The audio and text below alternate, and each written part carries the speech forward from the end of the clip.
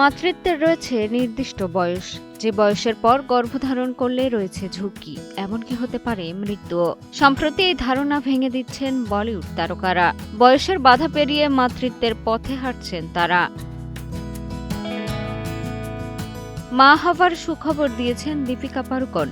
2024 সালে প্রথম সন্তানের পর এবার 40 বছর বয়সে আবারও মা হচ্ছেন এই অভিনেত্রী। এই খবর নতুন করে আলোচনায় নিয়ে এসেছে 40 পেরিয়েও মাতৃত্ব হতে পারে সুন্দর, স্বাভাবিক।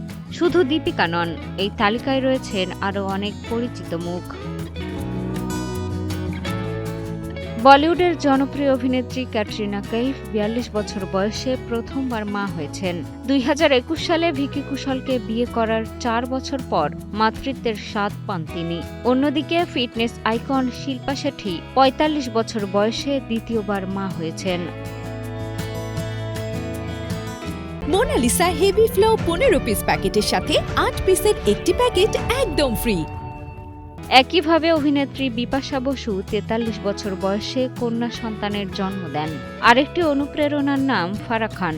43 বছর বয়সে আইভিএফ পদ্ধতির মাধ্যমে একসঙ্গে 3 সন্তানের মা হন এই কোরিওগ্রাফার ও নির্মাতা। এটা শুধু তারকাদের ব্যক্তিগত গল্প নয়, বরং সময় পরিবর্তনের গল্প।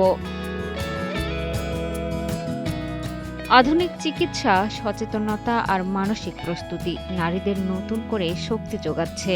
এই গল্পগুলো সমাজকে নতুন করে ভাবতে শেখায়। মাতৃত্ব কোনো নির্দিষ্ট বয়সের মধ্যে সীমাবদ্ধ নয়। মিষ্টি খাতুন, কালের কণ্ঠ।